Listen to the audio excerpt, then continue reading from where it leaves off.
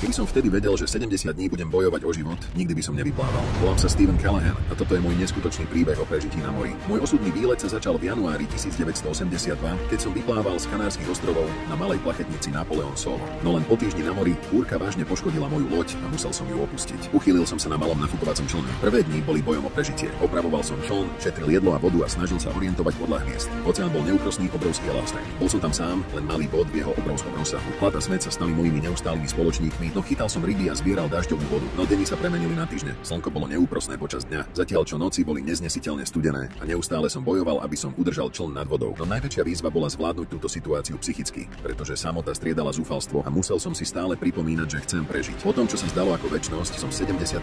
deň konečne zazrel loď. Vystrelil som signálne rakety a na moje veľké prekvapenie ma videli. Bol som zachránený rybármi blízko ostrova Marie Galante. Táto skúsenosť ma hlboko zmenila a naučila ma o mojej vlastnej odolnosti, sile nádeje a neoblomnej vôli prežiť.